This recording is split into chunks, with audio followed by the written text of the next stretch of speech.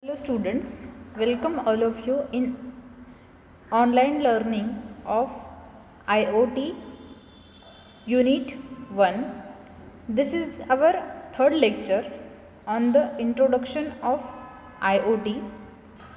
In this unit, we will study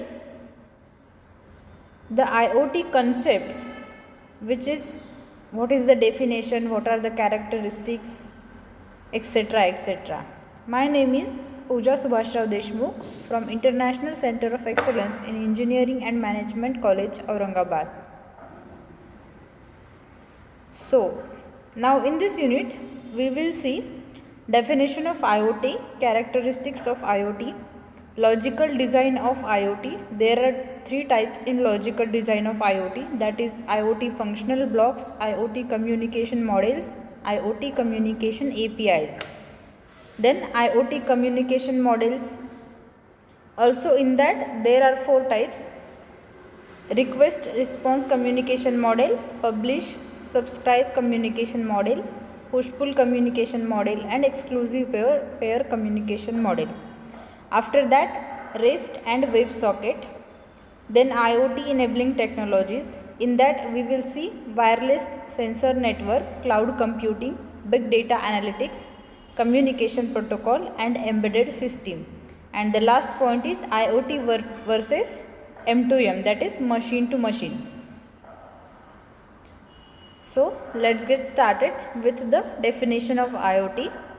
As shown in the figure, Internet of Things, that is IoT, is used in many areas like heavy machinery, wearables, phones, TVs, appliances, home monitoring, home automation, healthcare, factories, then automation, smart cities, transports, etc. But the main definition of the IoT is the networking of physical objects that contain electronics embedded within their architecture in order to communicate and sense interactions amongst each other or with respect to the external environment. This is the definition of IoT. In the upcoming years, IoT based technologies will offer advanced level of services and practically change the way people lead their daily lives. The next is the characteristics of IoT. IoT is massively scalable and efficient. Then IP based addressing will no longer be suitable in the upcoming future. Like an abundance of physical objects in present that do not use IP, so IoT is made possible. Devices typically consume less power, and a device that is connected to another device right now may not be connected in another instance of time. Then intermittent connectivity. IoT devices aren't always connected.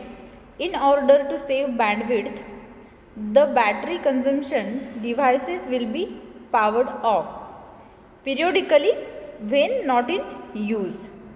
Then another characteristic is security, localization and tracking, identification, communication, then sensors and actuators, devices, etc.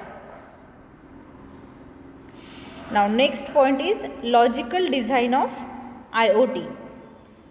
In the figure, you see that the IoT functional blocks, which consist of application, management, security, services, communication, and device. There are three sub-points in the logical design of IoT, that is IoT functional blocks, IoT communication models, and IoT communication APIs. The functional block consists of devices that provide monitoring control functions like handle communication between host and server, also manage the transfer of data and secure the system using authentication and other functions, and interface to control and monitor various terms.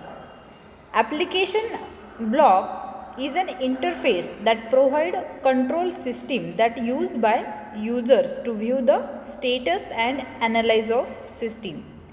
Then management block, this is the functional block provide various functions that are used to manage an IoT system. Then the services block, this is the functional block which provides some services like monitoring and controlling a device and publishing and deleting the data and restore the system. Then communication block is handle the communication between client and cloud based server. Also it sends and receives the data using protocols. Then security block. This block is used to secure an IoT system using the some functions like authorization, data security, authentication and two-step verification. Last block is device block. These devices are used to provide sensing and monitoring control functions that collect the data from outer environment. Next point is IoT communication models, in which there are several different types of models available in an IoT system that is used to communicate between the system and server, like the request response communication model, publish subscribe communication model, push pull communication model and exclusive pair communication model. Now we will see one by one. Our first point is request response communication model, in which you can see the diagram which consists of client, server and resources. Client gives request to server and server gives output to the resources. Also vice versa, resources send back to the server and server send back to the client. In simple terms, we can say that the request response model server send the response of equivalent on the request of the client. In this model, HTTP works as a request response protocol between a client and server. We will see with the example. When we search a query on a browser, then the browser submits an HTTP request to the server and then the server returns a response to the browser, means that is our client.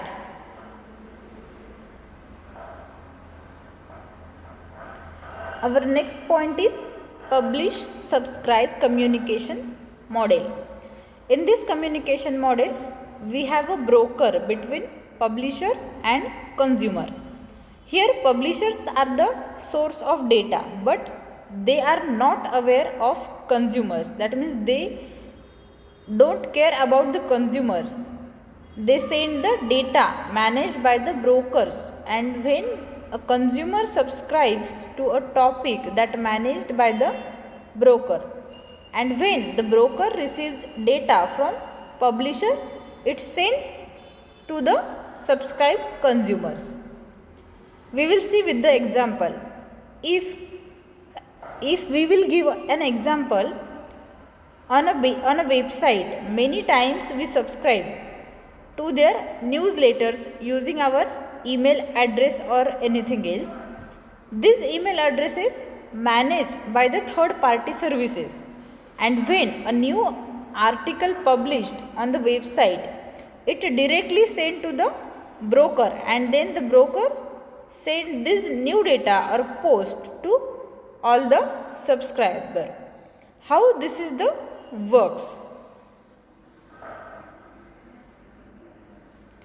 Now the next point is push-pull communication model. In this model,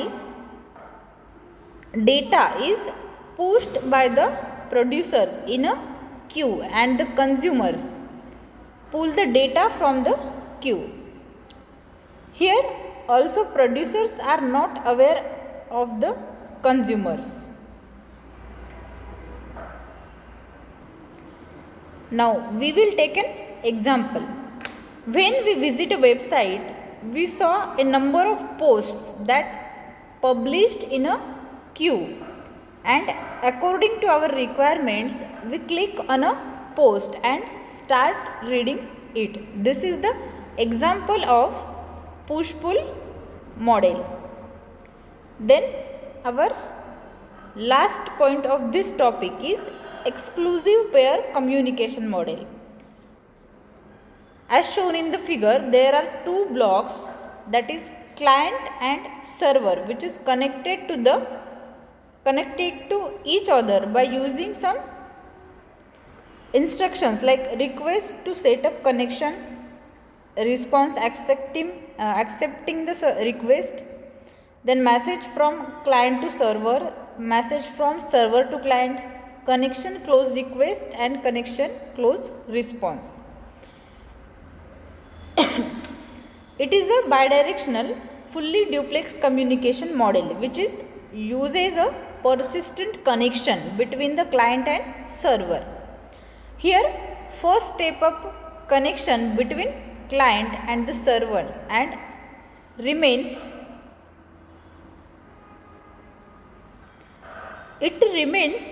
open until the client sends a close connection request to the server.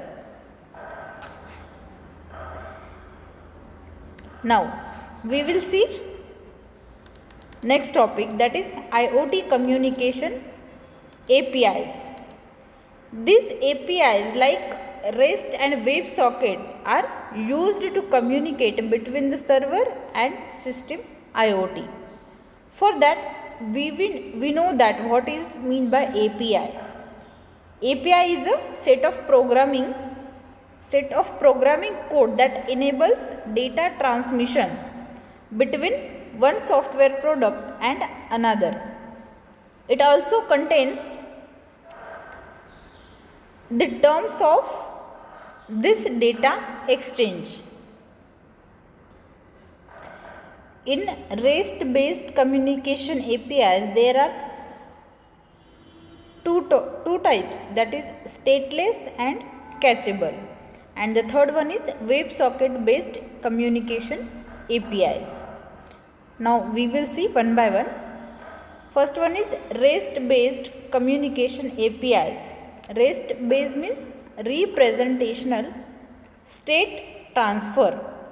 REST API uses a set of architectural principles that used to design web services. REST is used for designing a web services. These APIs focus on the systems or resources, that how resource states are transferred using a request response communication model. Also, this API uses some architectural constraints like client server, stateless, cacheable, layered system, uniform interface and code on demand. Now we will see these three types, that is client server means what exactly do a client server. Here the client is not aware of the storage of data because it is concerned about the server, and similarly the server should not be concerned about the user interface. Why? Because it is a concern of the client, and this separation is needed for the independent development and updating of server and client.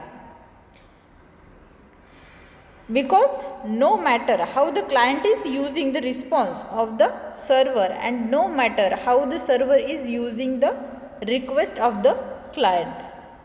The next is stateless. Stateless, what exactly do? It means each request from the client to the server must contain all the necessary information to understand by the server.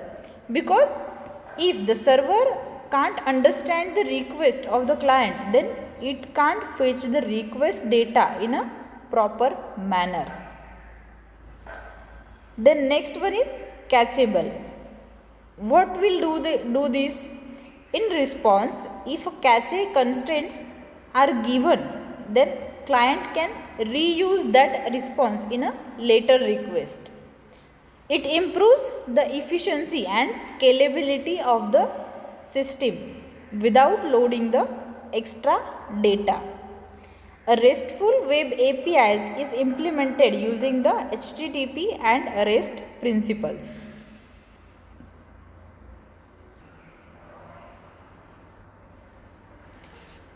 Our last point is WebSocket based communication API. You can see that in a figure there are two parts. First part is client and another part is server. These two parts are connected with each other by using some instructions like handshake with HTTP upgrade. Connection is open at that time. Then bidirectional messages, open and persistent connection at that time. One side closes channel and connection closed at that time. Now we will see what is the function of the WebSocket communication API. This type of API allows bidirectional full duplex communication between server and client by using the exclusive pair communication model. This API uses a full duplex communication, so it does not require a new connection setup every time when it requests new data. WebSocket API begins with a connection setup between the server and the client, and if the WebSocket is supported by the server, then it response go back to the client with the successful response, and after set up a connection with server and client, then it can send the data to each other in a full duplex mode. This type of API reduces the traffic and latency of data and makes sure that each time we request new data, it cannot terminate the request. So this is the function of WebSocket based communication API. So the remaining part of this chapter is we will cover in the next lecture. Now, thank you very much.